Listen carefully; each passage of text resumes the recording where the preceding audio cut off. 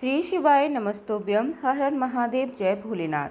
प्रिय भक्तों, आप सभी का दिन शुभ और मंगलमय हो। आज श्रावण मास का तीसरा सोमवार है। इस पवित्र बेला में हम आप सबका स्वागत करते हैं आज की हमारी शिव पुराण कथा के अंतर्गत। तो चलिए दोस्तों, आज की हमारी शिव महापुराण की एक सुंदर नई कथा का आरंभ करते हैं। आज की कथा श्रवण करते हैं। सनत कुमार ने कहा, हे मुनि, अब शंभु का दूसरा चरित्र ध्यान से सुनो। शंखचंड नामक एक महावीर दानव था जो देवों के लिए कंटक स्वरूप था। उसे शिवजी ने रण के मुहाने पर त्रिशूल से मार डाला था। उसी का चरित्र मैं तुम्हें सुनाता हूँ। ब्रह्मपुत्र के पुत्र जो महर्षि मरीच थे, उनके पुत्र कश्यप हुए। वे मननशील, विद्या संपन्न और प्रजापति थे। दक्ष ने प्रसन्न होकर अपनी 13 कन्याओं का विवाह उनके साथ किया था। उनकी संतानों का इतना अधिक विस्तार हो गया कि उसका वर्णन करना कठिन है। उन कश्यप पत्नियों में एक का नाम धनु था। वह श्रेष्ठ, सुंदरी और महारूपवती थी। उस साध्वी का सौभाग्य बड़ा हुआ। उस धनु के बहुत से महाबली पुत्र हुए। उनके नाम नहीं गिने जा सकते। उनमें एक का नाम विप्रचित था, जो महान बल और पराक्रम से संपन्न था। उसका नाम पुत्र धम्ब हुआ, जो जितेंद्रिय, धार्मिक और विष्णु भक्त था। जब उसे कोई पुत्र नहीं हुआ तब उस वीर को चिंता होने लगी। उसने शुक्राचार्य को गुरु बनाकर उनसे श्री कृष्ण मंत्र प्राप्त किया और फिर पुष्कर में जाकर तपस्या आरंभ की। कृष्ण मंत्र का जप करते हुए उसके 1 लाख वर्ष बीत गए और फिर उस तपस्वी के मस्तक से एक ज्वाजल्यमान तेज निकलकर सभी ओर फैल गया। वो तेज इतना दूसरा रही था कि सभी देवता, मुनि और मनु संतप्त होने लगे। वे इंद्र को आगे लेकर ब्रह्मा की शरण में गए। विधाता को प्रणाम करके उनकी स्तुति की और अपना सारा वृतांत कह सुनाया। फिर ब्रह्मा जी उन सबको साथ बैठकर वैकुंठ में गए। भगवान विष्णु को उन सब ने प्रणाम किया और उनकी स्तुति करने लगे। उनसे कहने लगे, हे शरणदाता, हम शरणागतों की रक्षा कीजिए। तब भगवान विष्णु ने सभी को शांत करते हुए कहा, हे अम्बरों, शांत रहो, घबराओ मत। अभी प्रलय का समय नहीं आया, कोई उलट पुलट नहीं हुआ। इस समय दम नामक दानव का तेज फैला हुआ है। वह मेरा भक्त है, पुत्र की कामना से तपस्या कर रहा है। मैं उसे वरदान देकर शांत कर दूंगा। भगवान विष्णु के ऐसा कहने पर वे सभी ब्रह्मा आदि देवता शांत हुए, धैर्य धारण करके अपने अपने धाम में गए। फिर भगवान अच्युत भी वर प्रदान करने के लिए पुष्कर में गए, जहाँ वह दम्भ नामक दानव तप कर रहा था। और वहां जाकर भगवान ने मधुर वाणी में कहा, हे दानव, श्रेष्ठ वर मांगो। भगवान विष्णु को अपने सामने उपस्थित देखकर दम्भ बड़ी भक्ति के साथ उनके चरणों में गिर पड़ा। बारंबार स्तुति करने लगा। स्तुति करते हुए दम्भ ने कहा, हे रमानाथ, मुझ पर कृपा कीजिए। मुझे एक ऐसा वीर पुत्र दीजिए जो आपका भक्त हो, महान बल और पराक्रम से संपन्न हो। वह त्रिलोकी को जीत ले, लेकिन देवता उसे पराजित ना कर सके। दम्भ के ऐसा कहने पर श्री हरि ने उसे वरदान दे दिया और फिर वहां से अंतर्ध्यान हो गए। अब दानवदेंद्र दम्भ की तपस्या सिद्ध हो चुकी थी। उसका मनोरथ पूर्ण हो गया था। थोड़े ही समय के बाद उसकी भाग्यवती पत्नी गर्भवती हुई। हे मुनि, श्री कृष्ण के पार्षदों का अग्रणी जो सुदामा नामक गोप था, जिसे राधा जी ने श्राप दिया था, वहीं उसके गर्भ से प्रविष्ट हुआ था। समय आने पर साध्वी दंपत्नी ने एक तपस्वी बालक को जन्म दिया। पिता ने बहुत से मुनीश्वरों को बुलाकर उसका विधि पूर्वक जात कर्म आदि संस्कार किया। बहुत बड़ा उत्सव मनाया गया और उस बालक का नाम शंखचूर्ण रखा गया। वह अत्यंत तेजस्वी था। बचपन में ही उसने सारी विद्याएं सीख ली। बाल क्रीड़ा करके अपने माता पिता का हर्ष बढ़ाने लगा। जब वह बड़ा हुआ तब जगेश्वर मुनि के उपदेश से पुष्कर में जाकर ब्रह्मा जी को प्रसन्न करने के लिए तपस्या करने लगा। जब ब्रह्मा जी उसकी तपस्या से प्रसन्न हुए तब उसने कहा, हे भगवान, मैं देवताओं के लिए अजय हो जाऊं। तब ब्रह्मा जी ने कहा, तथास्तु। उसके बाद ब्रह्मा जी ने उसे आज्ञा दी कि तुम बद्री बन जाओ। वहाँ धर्मध्वज की कन्या तुलसी सकाम भाव से तपस्या कर रही है, तुम उसके साथ विवाह करो। ऐसा कहकर ब्रह्मा जी उसी क्षण अंतर्ध्यान हो गए। तपस्या सिद्ध शंखचूड़ ने भी जिसके सारे मनोरथ तपोबल से पूर्ण हो चुके थे, उसने जगत के मंगलों के भी मंगल स्वरूप कवच को गले में बांध लिया और ब्रह्मा जी की आज्ञा अनुसार बद्रिका आश्रम में गया। वहाँ धर्मध्वज की पुत्री तुलसी तपस्या कर रही थी। तुलसी का रूप अत्यंत कमनीय और मनोहर था। वह उत्तम शील से संपन्न थी और तब शंखचूड़ ने उससे कहा, हे सुंदरी, तुम कौन हो, किसकी पुत्री हो, यहाँ चुपचाप बैठकर तपस्या क्यों कर रही हो, यह बताओ। तब तुलसी ने कहा, मैं धर्मध्वज की तपस्विनी कन्या हूँ, यहाँ तपोवन में तप कर रही हूँ। आप कौन हैं? कृपया सुखपूर्वक अपने अभीष्ट स्थान में चले जाइए, क्योंकि नारी जाति ब्रह्म आदि के भी मुंह में डाल देती है। तब शंखचूड़ ने कहा, हे देवी, तुमने जो बात कही है वह सारी की सारी मिथ्या है। ऐसी बात नहीं है, उसमें कुछ सत्य है और कुछ असत्य है। जगत में जितनी पतिव्रता नारियां हैं उनमें तुम अग्रणी हो। मेरा ऐसा विचार है कि जैसे मैं पाप बुद्धि कामी नहीं हूँ, उसी प्रकार तुम भी काम पराधीना नहीं हो। फिर भी इस समय मैं ब्रह्मा जी की आज्ञा से तुम्हारे पास आया हूँ और गांधर्व विवाह की विधि से तुम्हें ग्रहण करना चाहता हूँ। क्या तुम मुझे नहीं जानती हो अथवा तुमने कभी मेरा नाम नहीं सुना है? मैं धनु का वंशज दम नामक दानव का पुत्र शंखचूड़ हूँ। पूर्व काल में मैं श्री हरि का पार्षद था। मेरा नाम सुदामा गोप था।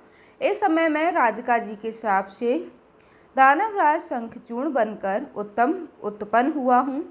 यह सारी बातें मुझे ज्ञात हैं, क्योंकि श्री कृष्ण के प्रभाव से मुझे अपने पूर्व जन्म का स्मरण है।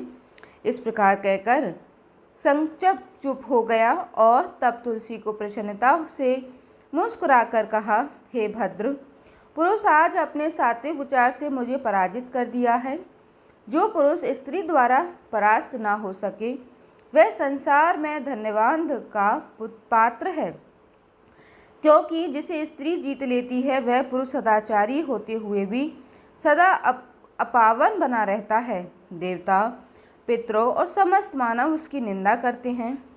स्त्री से पराजित हुए पुरुष की शुद्धि चित्ता ताह के अतिरिक्त अन्य किसी प्रकार से नहीं हो सकती।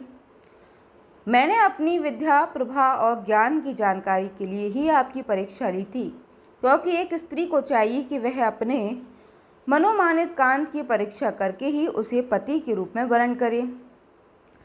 जब वे दोनों इस प्रकार बात कर रहे थे, उसी समय ब्रह्मा जी वहां पर आ गए और तब ब्रह्मा जी ने कहा, शंखचूड़, तुम इसके साथ व्यर्थ में क्या वाद विवाद कर रहे हो? तब गांधर्व विवाह की विधि से इसका पानी ग्रहण करो, क्योंकि निश्चय ही तुम पुरुष रत्न हो और यह सती साध्वी नारियों में रत्न स्वरूपा है। और फिर ब्रह्मा जी ने तुलसी से कहा, सती साध्वी तुलसी, तो ऐसे गुणवान कांत की क्या परीक्षा ले रही है? यह तो देवताओं, असुरों, दानवों का मान मर्दन करने वाला है। इसके साथ विवाह करके उत्तम उत्तम स्थानों पर चिरकाल तक विहार करो और शरीर का अंत हो जाने पर यह पुनः गोलोक में श्री कृष्ण को प्राप्त होगा और इसकी मृत्यु हो जाने पर तू भी वैकुंठ में चतुर्भुज भगवान को प्राप्त होगी। इस प्रकार आशीर्वाद देकर ब्रह्मा जी वहाँ से चले गए। फिर शंखचूड़ ने गांधर्व विवाह विधि से तुलसी का पानी ग्रहण किया। फिर तुलसी के साथ विवाह करके वह अपने पिता के स्थान में चला गया। जब शंखचूड़ को तपस्या करके वर प्राप्त हो गया, तब सभी दानव और दैत्यों को बड़ी प्रसन्नता हुई। वे अपने अपने स्थानों से और लोकों से निकलकर गुरु शुक्राचार्य को साथ लेकर उसके पास आ गए। शंखचूड़ ने भी अपने कुलगुरु शुक्राचार्य को देखकर बड़े आदर से भक्ति के साथ प्रणाम किया और फिर सर्वसम्मति से शंखचूड़ को दानवों और असुरों का अधिपति बना दिया। फिर उसने देवताओं पर आक्रमण करके वेगपूर्वक उनका श्रृंगार करना आरंभ किया। सभी देवता मिलकर भी उसके तेज को सहन नहीं कर सके। वे समर भूमि से भाग निकले, उनकी स्वतंत्रता जाती रही, उनका प्रभाव छीन गया और शंखचूड़ ने भी संपूर्ण लोकों को जीतकर देवताओं का सारा अधिकार छीन लिया। तब उस समय महान पराक्रम से संपन्न महावीर शंखचूड़ सभी देवताओं, असुरों, दानवों, राक्षसों और अन्य प्राणियों का एकमात्र सम्राट हो गया। उसके राज्य में न अकाल पड़ता, न महामारी, न अशुभ ग्रहों का प्रकोप होता था। उसकी प्रजा सदैव सुखी रहती थी। इस प्रकार जब वह त्रिलोकी का शासन कर रहा था, उस समय कोई भी दुखी नहीं था। साधु स्वभाव वाला वह सदा श्री कृष्ण की भक्ति में रहता था। पूर्व श्रापवश उसे दानव की योनि में जन्म लेना पड़ा, लेकिन दानव होने पर भी उसकी बुद्धि दानव जैसी कभी नहीं थी। इतने पर भी सभी देवता जिनके अपने अपने राज्य छिन गए थे, वे दुखी होकर ब्रह्मा जी के पास गए। उनके चरणों में स्तुति करते हुए और फिर ब्रह्मा जी को लेकर वैकुंठ धाम में जाते हैं। वहां जाकर सभी देवता भगवान विष्णु से प्रार्थना करते हुए कहते हैं, हे देव, आप त्रिलोकी के गुरु हैं, आप हमारी रक्षा कीजिए। इस प्रकार कहकर देवताओं के कष्ट से भरी हुई शंखचूड़ की सारी बातें ब्रह्मा जी ने भगवान विष्णु से कह सुनाई। तब भगवान विष्णु ने कहा, हे कमल योनि, मैं शंखचूड़ का सारा वृतांत जानता हूँ। वह पूर्व जन्म में मेरा भक्त था, शापवश उसे दानव का योनि मिली। श्री कृष्ण ने पहले ही रुद्र के त्रिशूल से उसकी मृत्यु निर्धारित कर दी है। इस प्रकार वह दानव देह का त्याग करके पुनः कृष्ण पार्षद हो जाएगा। इसलिए इस समय हम सबको भगवान शिव के पास जाकर उनसे प्रार्थना करनी चाहिए। तब सभी देवतागण भगवान शिव के पास गए। भगवान शिव को प्रार्थना करते हुए उन्होंने कहा, हे शरणागत वत्सल गिरीश, हमारा उद्धार कीजिए। तब भगवान शिव ने कहा, हे ब्राह्मण, हे देवतागणों, आप लोग शंखचूड़ द्वारा उत्पन्न हुए भय को त्याग दीजिए। मैं शंखचूड़ का वृतांत जानता हूँ। मैं निश्चय ही सैनिकों सहित शंखचूड़ का वध कर दूंगा, उसमें कोई संशय नहीं है। इस प्रकार भगवान शिव ने देवताओं की इच्छा से अपने मन में शंखचूड़ के वध का निश्चय किया। उन्होंने प्रसन्नता पूर्वक अपने प्रिय गंधर्व राज चित्ररथ को दूत बनाकर शंखचूड़ के पास भेजा। चित्ररथ ने शंखचूड़ को खूब समझाकर कहा, लेकिन उसने बिना युद्ध किए देवताओं को राज्य लौटाना स्वीकार नहीं किया। यह बात सुनकर शिवदूत पुष्पदंत चित्ररथ अपने स्वामी महेश्वर के पास लौट आया और उसने सारी बातें वैसी ही कह दी जैसी उसने सुनी थी। यह सुनकर भगवान शंकर को क्रोध आया। तब रुद्र ने कहा, हे वीरभद्र, हे नंदी, हे क्षेत्रपाल के हे आठों भैरव, मैं आज शीघ्र ही शंखचूड़ का वध करने के लिए जा रहा हूँ। मेरी आज्ञा से मेरे सभी बलशाली गण आयुधों से तैयार होकर अभी कुमारों के साथ यात्रा करें। इस प्रकार आज्ञा देकर शिवजी ने अपनी सेना के साथ चल पड़े। सभी वीरगण उनके पीछे पीछे चले। उनकी अत्यंत भयानक और लंबी सेना थी। स्वयं महेश्वरी देवी भद्रकाली भी 100 भुजा धारण करके शिवजी के साथ चली। रुद्र रूपधारी शंभु अपनी सारी सेना को एकत्रित करके शंखचूड़ का वध करने के लिए चंद्रभाग नदी के तट पर आ गए। इधर जब शिवदूत चला गया, तब प्रतापी शंखचूड़ ने महल के अंदर जाकर तुलसी से सारी वार्ता कह सुनाई। शंखचूड़ ने कहा, देवी, शंभु के दूत के मुख से अब मैं युद्ध करने के लिए तैयार हो रहा हूँ, तुम उसके लिए मुझे आज्ञा दो। फिर उसने अनेक प्रकार से अपनी प्रिय पत्नी को समझाया।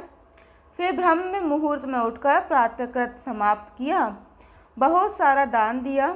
उसने अपने पुत्र को संपूर्ण दानवों के राज्य पर अभिषिक्त कर दिया और उसे अपनी भार्य राज्य और सारी संपत्ति समर्पित कर दी। जब उसकी प्रिय तुलसी रोती हुई रण यात्रा का निषेध कर रही थी, तब शंखचूड़ ने अनेक प्रकार की कथाएं सुनाकर उससे ढास बंधाई और फिर युद्ध के लिए तैयार होते हुए वह अपने सेनापति को बुलाकर आदेश देते हुए आगे निकला। आगे बढ़ने पर पुष्पभद्रा नदी के तट पर सिद्ध आश्रम में वह जा पहुंचा। वहां एक मनोहर वटवृक्ष विराजमान था। वहां पहुंचकर शंखचूड़ ने शिवजी की सेना को देखा। शिवजी के पास एक दानवेश्वर को दूत के रूप में भेजा। उसने शिवजी से युद्ध न करने के लिए कहा और शिवजी ने उस देवताओं का राज्य लौटा देने की बात कही। अंत में महेश्वर ने कहा, हे दूत, हम किसी का भी पक्ष नहीं लेते, क्योंकि हम तो कभी स्वतंत्र रहते ही नहीं, भक्तों के अधीन हैं। अतः तुम जाओ और शंखचूड़ को मेरी बात कहो। मुझे देवताओं का कार्य करना ही होगा। इतना कहकर महेश्वर चुप हो गए और तब शंखचूड़ का दूत वहां से शंखचूड़ के पास गया। जब शंखचूड़ के पास जाकर दूत ने सारी बात विस्तार से कह सुनाई, तब उसे सुनकर प्रतापी दानव राजा शंखचूड़ ने भी प्रसन्नतापूर्वक युद्ध करना ही स्वीकार किया और फिर शीघ्र ही युद्ध आरंभ हो गया। अनेक प्रकार के रणवाग बजने लगे। वीरों के शब्द और कोलाहल चारों ओर गूंजने लगे। दोनों सेनाएं धर्मपूर्वक युद्ध करने लगीं। भद्रकाली ने भी समरभूमि में जाकर बड़ा भयंकर सिंहनाद किया। दोनों ओर से बाणों की वर्षा होने लगी। शंखचूड़ का वह उग्र युद्ध सैकड़ों वर्षों तक चलता रहा और फिर युद्ध स्थल में शंखचूड़ का वध करने के लिए महाबली महेश्वर ने अपना त्रिशूल उठाया। तब तत्काल ही उसका निषेध करने के लिए आकाशवाणी हुई, हे शंकर, मेरी प्रार्थना सुनिए। इस समय इस त्रिशूल को मत चलाइए, यद्यपि आप क्षण मात्र में ब्रह्मांड का विनाश करने में समर्थ हैं, फिर भी आप देव मर्यादा को सुनिए और उसे सफल बनाइए। जब तक इस शंखचूड़ के हाथ में श्री हरि का उग्र कवच वर्तमान रहेगा और इसकी पतिव्रता पत्नी तुलसी का स्तव अखंड रहेगा, तब तक इस पर जरा और मृत्यु अपना प्रभाव नहीं डाल सकते। ब्रह्मा के इस वचन को सत्य समझिए। यह सुनकर शिवजी ने कहा, तथास्तु, और उसे स्वीकार कर लिया। फिर शिवजी की इच्छा से भगवान विष्णु वहाँ से चल पड़े। उन्होंने एक वृद्ध ब्राह्मण का वेश धारण किया और शंखचूड़ के पास जाकर उससे कहा, हे दानवेंद्र, मुझे भिक्षा चाहिए, मैं तुम्हारे पास याचक बनकर आया हूँ। ब्राह्मण की बात सुनकर राजन शंखचूड़ का मुख प्रसन्नता से खिल उठा। उसने ओम कहकर उसे स्वीकार कर लिया और तब ब्राह्मण ने उससे उसका कवच मांगा। दानवराज शंखचूड़ भक्त और सत्यवादी थे। वे दिव्य कवच जो उसे प्राण के समान था, वह उन्होंने ब्राह्मण को दे दिया। भगवान श्री हरि ने माया द्वारा कवच ले लिया और फिर शंखचूड़ का रूप धारण करके वे तुलसी के पास गए। उस समय भगवान विष्णु ने शंभु से सारी बात कह सुनाई और शिवजी ने शंखचूड़ के वध के लिए अपना उपदीप त्रिशूल हाथ में ले लिया। वह विजय नामक त्रिशूल अपनी उत्कृष्ट प्रभाव बिखेर रहा था। वह दुर्धर्ष और कभी व्यर्थ ना होने वाला भगवान श्री हरि ने पहले ही शंखचूड़ रूप धारण करके उसकी साधी पत्नी तुलसी का शील हरण कर लिया और फिर भगवान शिव ने शंखनाद करते हुए त्रिशूल शंखचूड़ के ऊपर फेंका और वह शीघ्र ही अपना कार्य पूर्ण करके भगवान के पास वापस आ गया। उसी समय स्वर्ग में धुनुम्बियाँ बजने लगीं, गंधर्वों के गान करने लगे, देवताओं और मुनियों ने स्तुति करना आरंभ कर दिया। शंखचूड़ की मृत्यु हो चुकी थी। वह शिवजी की कृपा से श्राप मुक्त हो गया था। उसे उसके पूर्व श्री कृष्ण पार्षद द्वारा रूप की प्राप्ति हो गई। शंखचूड़ की हड्डियों से शंख जाति का प्रादुर्भाव हुआ। जिस शंख का जल शंकर के अतिरिक्त समस्त देवताओं के लिए प्रस्त माना गया है, श्री हरि और लक्ष्मी को और उनके संबंधियों को भी शंख का जल विशेष रूप से प्रिय है। और इस प्रकार शंखचूड़ को मारकर शंकर उमा स्कंद और गणों के साथ प्रसन्नतापूर्वक शिवलोक में वापस आ गए। और इसके साथ ही हमारी दोस्तों आज की यह शिव पुराण की कथा को हमें यहीं पर विराम देते हैं। फिर मिलेंगे कल प्रातःकाल इसी शिव पुराण कथा की अगली कड़ी के साथ। जय भोलेनाथ। आज की कथा में बस इतना ही। आगे की कथा हम अगले अध्याय में श्रवण करेंगे। धन्यवाद दोस्तों। जय माता दी।